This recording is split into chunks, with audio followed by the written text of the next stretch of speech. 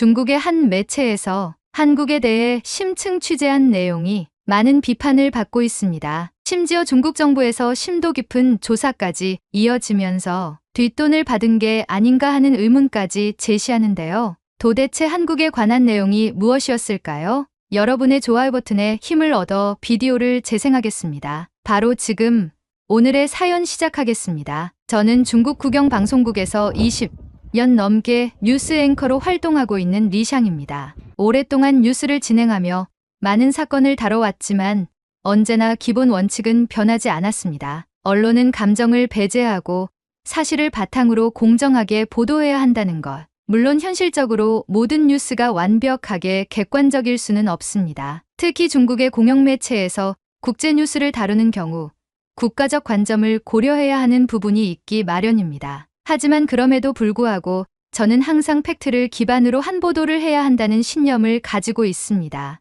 요즘 들어 점점 불편함을 느끼는 부분이 있습니다. 특히 한국 관련 보도에서 부정적인 시각이 너무 강조되는 점이 거슬렸습니다. 한국과 중국의 관계는 복잡하게 얽혀 있는 만큼 어느 한쪽의 시각만을 강조하는 것은 위험할 수 있다고 생각했습니다. 형님, 요즘 한국 애들 하는 거 보면 답이 없어요. 완전히 반중 정서를 앞세우고 있잖아요. 국제부 기자 저우밍이 회의실에서 저를 바라보며 말했습니다. 저우밍은 저보다 12살 어린 후배이지만 워낙 똑똑하고 추진력이 강한 기자였기에 저는 늘 그를 신뢰했습니다. 최근 몇 년 동안 그는 탐사보도를 통해 빠르게 입지를 다졌고 특히 한국 관련 뉴스에서 강한 논조를 유지하면서 스타 기자로 떠올랐습니다. 한국은 원래부터 중국을 싫어했어요. 언론 보세요.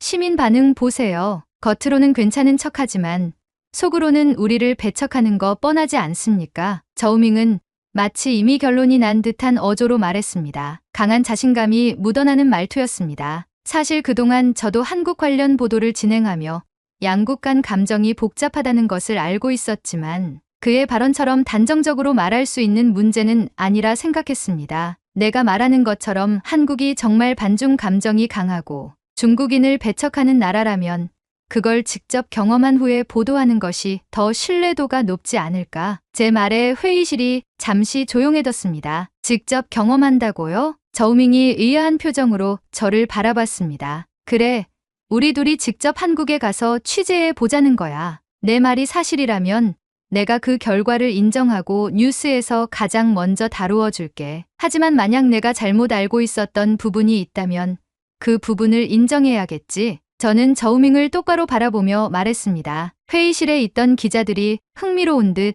저희의 대화를 지켜보고 있었습니다. 형님, 진짜로 한국에 같이 가서 확인해 보자는 겁니까? 저우밍이 저를 빤히 쳐다보았습니다. 그래, 그래야 확실하지 않겠어? 자네가 직접 경험한 걸 바탕으로 보도하면 훨씬 설득력도 높아질 테고. 저는 여유롭게 웃으며 말했습니다. 저우밍은 입술을 깨물며 고민하는 듯했지만 이내 결심한 듯 고개를 끄덕였습니다. 좋습니다. 직접 가서 보여드리죠. 한국이 어떤 나라인지 확실하게 알게 될 겁니다. 그의 태도는 여전히 자신만만했지만 저는 그것이 나쁘지 않다고 생각했습니다. 이 여행은 단순한 해외 취재가 아닐 것입니다. 저희가 보고, 듣고, 경험하는 모든 것이 뉴스의 객관성을 점검하는 중요한 여정이 될 테니까요. 며칠 동안 출국 준비를 하면서도 머릿속이 복잡했습니다. 뉴스 앵커로서 저는 수많은 국제 뉴스를 다뤄왔지만 이번처럼 직접 취재를 위해 해외로 나가는 일은 많지 않았습니다. 특히 최근 몇 년 사이 한국과 중국의 관계가 예민해진 상황에서 한국을 방문하는 게 과연 좋은 선택일까 하는 고민이 들었습니다. 하지만 한 가지는 확실했습니다. 직접 보고 듣고 경험한 후보도하는 것만큼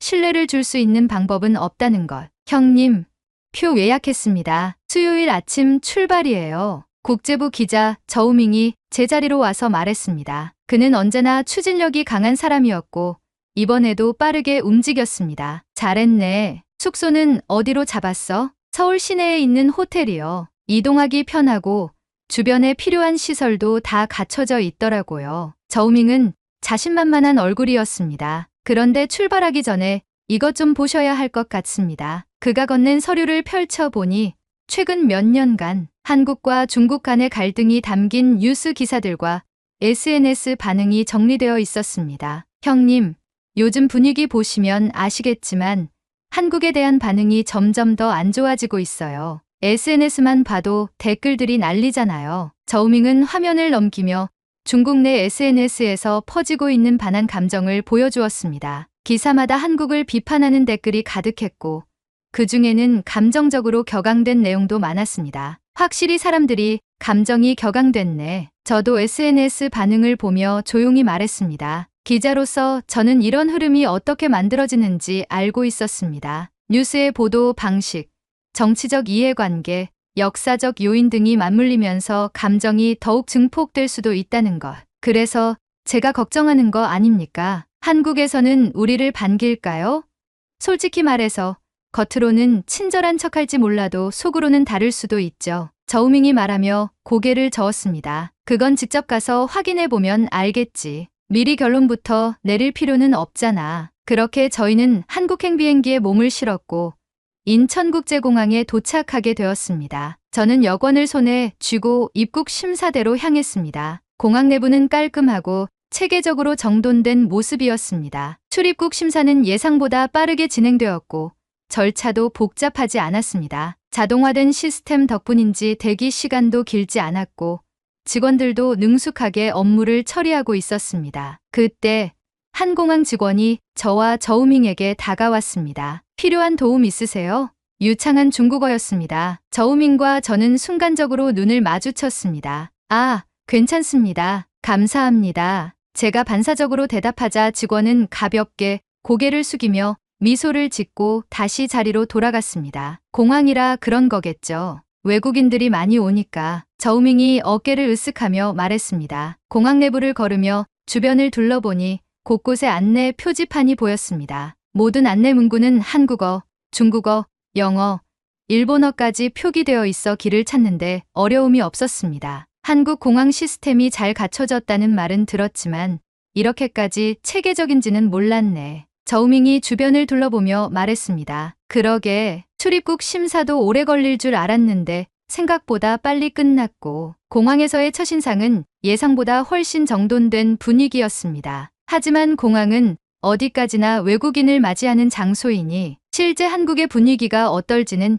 이제부터 확인해야 했습니다. 공항에서 택시를 타고 서울 시내로 향했습니다. 창밖으로 보이는 풍경은 예상보다 정돈된 모습이었습니다. 넓고 깨끗한 도로, 정리된 간판, 그리고 고층 빌딩들이 조화를 이루고 있었습니다. 거리를 따라 설치된 대형 스크린에서는 광고와 뉴스가 번갈아가며 송출되고 있었고 인도 위를 걷는 사람들은 빠른 걸음으로 움직이며 각자의 목적지를 향해 가고 있었습니다. 도시가 깔끔하네. 도로도 정리가 잘 되어 있고 저는 창밖을 바라보며 말했습니다. 그래도 겉만 번지르르 할 수도 있죠. 직접 부딪혀 고기 전까지는 모르는 겁니다. 저우밍은 여전히 경계하는 듯한 태도를 유지했습니다. 호텔에 도착하자 프런트 직원이 밝은 미소로 저희를 맞이했습니다. 안녕하세요. 예약자 성함이 어떻게 되시죠? 리샹입니다. 리샹 고객님, 한국에 오신 것을 환영합니다. 순간 저는 제 이름을 중국어로 정확히 발음하는 것을 듣고 살짝 놀랐습니다. 체크인을 마친 후 짐을 풀고 잠시 휴식을 취한 뒤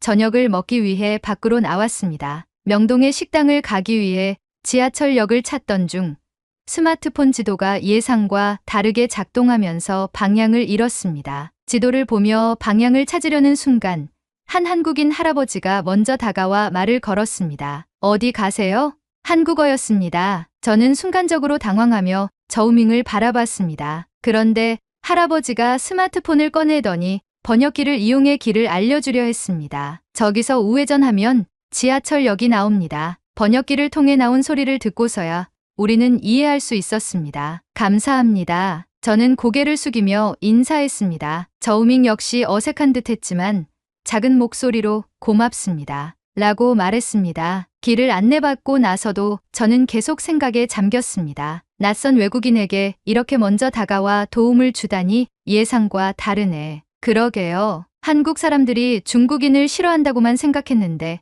이런 친절은 예상 못했습니다. 저우밍도 조금 당황한 듯 보였습니다. 지하철역을 무사히 찾고 난 후 지하철에 탑승하고 자리에 앉았는데 몇 정거장이 지나자 한 학생이 자리에서 일어나더니 앞에 서 있던 할머니에게 자연스럽게 자리를 양보했습니다. 자리를 양보하는 것이 한국에서 법으로 정해져 있는 걸까요? 모두가 노약자에게 자리를 양보하는데요. 저우밍이 낮은 목소리로 물었습니다. 글쎄, 강제로 되는 일이라기엔 너무 자연스러워 보이는데. 자리를 양보한 학생은 할머니에게 가볍게 미소를 지으며 다른 자리로 가서 서 있었습니다. 어떤 의미에서는 익숙한 모습이기도 하네. 중국에서도 부모 세대에게 예의를 갖추는 것이 미덕으로 여겨지지만 대중교통에서 이런 장면이 당연하게 펼쳐지는 것은 보기 드문 일이었습니다. 한국에 대한 선입견이 하나씩 흔들리고 있었습니다. 명동에서 식사를 마치고 숙소로 돌아가는 길, 서울의 밤거리는 화려하게 빛나고 있었습니다. 다음날 아침, 창밖을 바라보니 서울의 거리는 이미 분주했습니다. 출근하는 사람들은 저마다 빠른 걸음으로 이동하고 있었고, 도로 위를 달리는 차량들은 일정한 흐름을 유지하며 교차로를 지나가고 있었습니다. 형님, 오늘 일정은 어떻게 할까요? 저우밍이 침대에서 몸을 일으키며 물었습니다. 오늘은 좀 더 다양한 곳을 다니면서 중국인을 대하는 태도가 어떤지 직접 확인해보자. 저는 창문을 열어 바깥 공기를 들이마셨습니다. 예상보다 공기는 차가웠지만 서울의 아침은 신선한 느낌을 주었습니다. 좋습니다. 직접 사람들과 부딪혀 보다 보면 중국에 불만인 사람들을 마주치게 될 겁니다. 저우밍은 노트북을 덮고 비장하게 미소를 지었습니다. 아침을 해결하기 위해 근처 빵집을 찾았습니다. 한국의 베이커리가 유명하다는 이야기를 들었기 때문이었습니다. 가게 문을 열고 들어서자 따뜻한 빵 냄새가 가득 퍼졌습니다. 진열장에는 다양한 빵들이 놓여 있었고 몇몇 손님들은 빵을 골라 쟁반에 담으며 차례를 기다리고 있었습니다. 우리가 계산대 앞에서 기다리고 있을 때였습니다. 앞서 빵을 고르던 한 중년 여성이 무심코 가방을 열다가 지갑을 바닥에 떨어뜨렸습니다. 지갑은 툭 하고 바닥에 떨어지더니 굉장한 양의 현금이 가득 들어있는 모습이 보였습니다. 찰나의 순간 저는 본능적으로 주위를 둘러보았습니다. 한국에서도 이런 상황이 발생하면 사람들의 반응이 어떨까 궁금했습니다. 그때 한 남성이 별다른 표정 변화 없이 조용히 몸을 숙였습니다. 그리고는 지갑을 주워 아무렇지 않다는 듯 중년 여성에게 건네주었습니다. 지갑 떨어뜨리셨습니다. 그의 말투는 무척 담담했습니다. 중년 여성은 순간적으로 놀란 기색이었지만 이내 미소를 지으며 지갑을 받았습니다. 아이고, 감사합니다. 정신이 없었나 봅니다. 별일 아닙니다. 남성은 별다른 말 없이 다시 빵을 고르기 시작했고 빵집 안의 다른 손님들도 아무 일도 없었던 것처럼 각자의 일을 이어갔습니다. 하지만 저는 저우민과 함께 서로를 바라보며 눈을 마주쳤습니다. 형님, 방금 보셨습니까? 응, 봤어. 한국에서는 저런 일이 그냥 자연스럽게 지나가는 겁니까? 저우밍은 믿기 어렵다는 듯한 표정을 지었습니다. 그러게, 저 정도 현금이라면 누군가는 가져가려고 했을지도 모르지. 중국이라면 아무 일 없다는 듯 주워서 가져가 버렸을 수도 있습니다. 저우밍의 말에 저는 한 번 더 생각에 잠겼습니다. 사실 어느 나라든 정직한 사람도 있고 그렇지 않은 사람도 있을 겁니다. 하지만 방금 본 장면은 한국에서 정직함이 자연스러운 행동으로 자리 잡고 있다는 느낌을 주었습니다. 우리는 조용히 빵을 사서 가게를 나섰습니다. 하지만 빵보다도 그 순간이 머릿속에 강하게 남아 있었습니다. 빵을 먹으며 거리를 걷다가 번화가인 강남으로 이동하기 위해 택시를 탔습니다. 어디로 가세요? 기사님이 한국어로 물었습니다. 저우밍이 스마트폰 번역기를 이용해 목적지를 보여주었고 기사님은 고개를 끄덕이며 차를 출발시켰습니다. 도로를 따라 차가 부드럽게 움직이는 동안 기사님이 조심스럽게 번역기에 무엇인가 중얼거리기 시작했습니다. 손님, 지금 시간이 출근 시간이라 도로 정체가 예상됩니다. 근처 지하철역에서 내려서 지하철 타는 게 더 빠를 수도 있습니다. 그렇게 가는 건 어떠세요? 그 순간 저우밍의 표정이 굳어졌습니다. 뭐라고요? 지금 우리에게 택시에서 내리라는 겁니까? 우리가 중국인이라서 그래요? 그의 목소리가 날카로워졌고 기사님은 순간적으로 당황한 기색이었습니다. 저는 그런 둘을 진정시키고 기사님에게 번역기를 건네며 이야기를 들어보았습니다. 한국에서는 출퇴근 시간에 도로가 많이 막혀 이동 시간이 길어질 수 있다. 그리고 강남까지 가는 거라면 30분 이상은 시간이 늘어날 수 있다. 급하게 가야 하는 일정이면 지하철이 더 빠를 수도 있을 것 같아 추천한 것이다. 택시를 타고 가도 전혀 문제는 없다. 기사님의 말투는 진심으로 걱정하는 듯했지만 저우밍은 여전히 얼굴이 굳어 있었습니다. 형님, 이거 차별 아닙니까?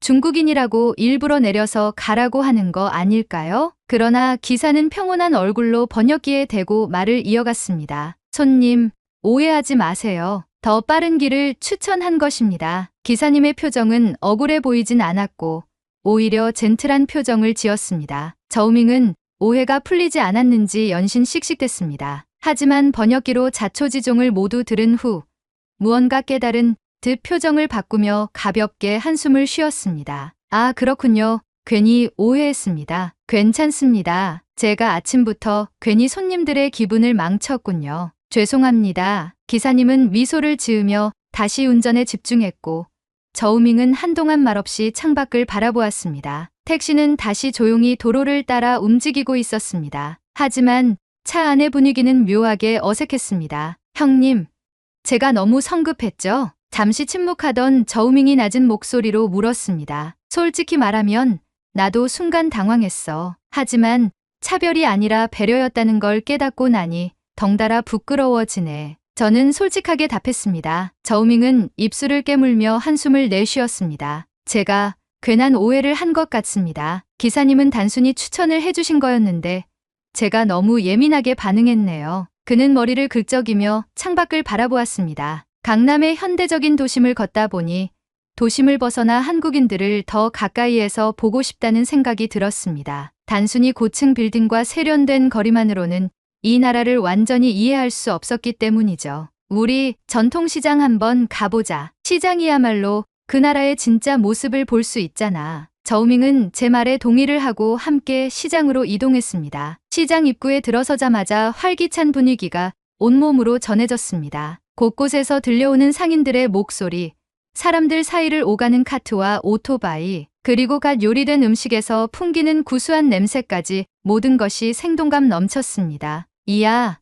여긴 정말 살아있는 공간 같아요. 저우밍이 두리번거리며 감탄했습니다. 시장이라 그런지 확실히 사람 냄새가 나네. 저는 시장 골목을 걸으며 가게 하나하나를 구경하고 있었습니다. 한 가게를 지나가려던 순간 나이 지긋한 할머니가 김이 모락모락 나는 떡을 한 조각씩 제게 내밀었습니다. 이거 갓 만든 거니까 맛 한번 봐요. 할머니는 작은 종이컵에 담긴 떡을 건넸습니다. 아, 얼마예요? 공짜야, 공짜.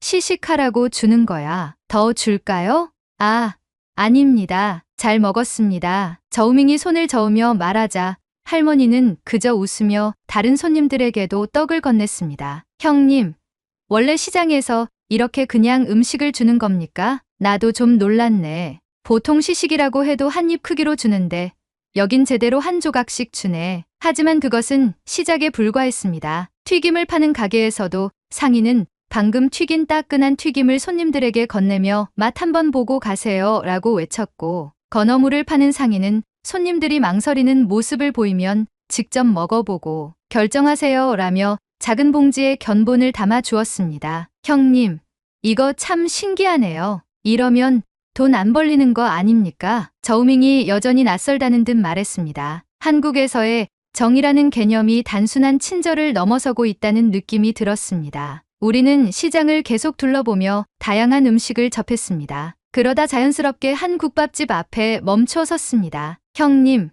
저기서 밥 한 끼 먹고 가죠? 가게 안으로 들어가 자리에 앉자 할머니 사장님이 반갑게 다가왔습니다. 뭘로 드릴까요? 이곳에서 가장 인기 있는 국밥이 뭐예요? 저우밍이 물었습니다. 아, 중국 분들이시구나?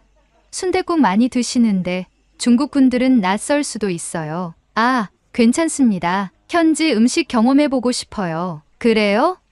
그럼 얼큰하게 한 그릇 말아줄게요. 잠시 후 김이 모락모락 피어오르는 국밥이 나왔고 기본 반찬도 함께 차려졌습니다. 그런데 예상보다 반찬이 많았습니다. 반찬 종류가 꽤 많네요. 저우밍이 놀란 듯 말하자 사장님이 웃으며 대답했습니다. 시장에서는 그냥 넉넉하게 드려야죠. 더 필요한 거 있으면 말하세요. 우리는 국밥을 한 숟갈 떠먹었습니다. 진한 국물의 감칠맛이 입안에 퍼졌습니다. 오, 이거 생각보다 깊은 맛이 나네요. 저우밍이 감탄하며 국밥을 떠먹기 시작했습니다. 한참을 먹고 있을 때 옆 테이블에 한 손님이 계산을 하려 했습니다. 그런데 사장님이 손을 내저으며 말했습니다. 자주 오시니까 음료수는 내가 서비스로 빼줄게. 국밥만 계산해요. 아이 매번 안 그러셔도 되는데 잘 먹었습니다. 손님은 기분 좋은 얼굴로 가게를 나섰습니다. 형님, 이건 또 무슨 상황입니까? 저는 말 없이 웃었습니다. 한국이 보면 볼수록 대단해 보였기 때문입니다. 국밥을 다 먹고 가게를 나서면서도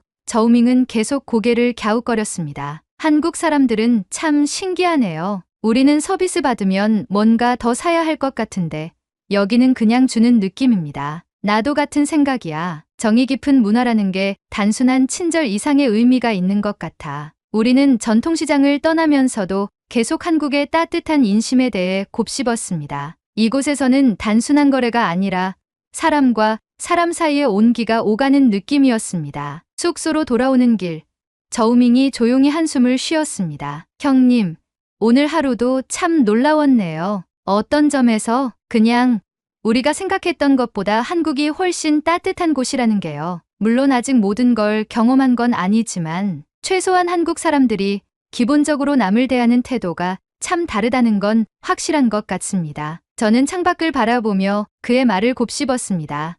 맞아. 우리가 가졌던 선입견과는 다른 점이 많네. 그리고 그게 단순한 우연이 아니라 이곳 사람들의 생활 방식이라는 점이 더 놀랍고. 저우밍은 한동안 말이 없었습니다. 형님, 솔직히 말하면 한국에 오기 전에는 여기 사람들이 우리를 배척할 거라고 생각했습니다. 그런데 오히려 우리를 신경 써주고 별것 아닌 일에도 도움을 주는 걸 보니 괜히 내가 편견을 가지고 있었던 것 같아서 부끄러워집니다. 그의 말에 저는 천천히 고개를 끄덕였습니다. 전통시장의 따뜻한 환대 이후 저우밍과 저는 한국 사람들을 직접 만나보며 인터뷰를 진행하기로 했습니다. 취재의 핵심은 한국인들이 실제로 중국인을 어떻게 생각하는지 직접 듣는 것이었습니다. 서울의 한 카페에서 나오는 직장인 2명을 만나 인터뷰를 시작했습니다. 중국에 대해 어떻게 생각하시나요? 질문을 받은 남성이 살짝 고민하더니 조심스럽게 대답했습니다. 솔직히 말하면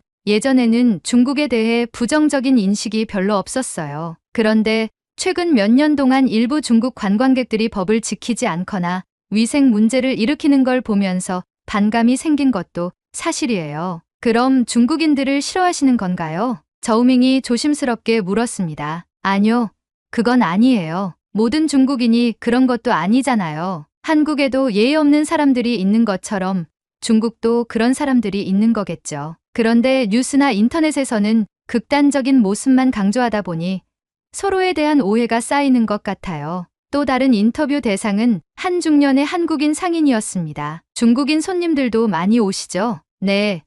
예전에는 정말 많았어요. 코로나 이전에는 중국 단체 관광객들이 특히 많았죠. 그럼 중국인들에 대한 인식이 어떠신가요? 솔직히 말할까요? 그는 잠시 주위를 둘러보더니 차분한 목소리로 말을 이어갔습니다. 솔직히 말하면 일부 중국 관광객들 때문에 힘들었던 적도 있어요. 가게에서 막무가내로 가격을 깎으려 하거나 음식을 남기고 가는 경우도 많았거든요. 그런데 그렇다고 해서 모든 중국인들을 싫어하는 건 아닙니다. 예의 바르고 좋은 분들도 많았어요. 뉴스에서는 극단적인 모습만 부각하니까 오해가 생기는 거죠. 저우밍은 인터뷰 내용을 메모하며 묘한 표정을 지었습니다. 형님, 저 뭔가 좀 부끄러워집니다. 어떤 점에서? 우리는 한국이 무조건 반중 감정을 가지고 있다고 생각했는데 사실 한국인들도 우리가 자기들을 싫어한다고 생각하고 있었던 거 아닙니까? 그의 말에 저는 조용히 고개를 끄덕였습니다.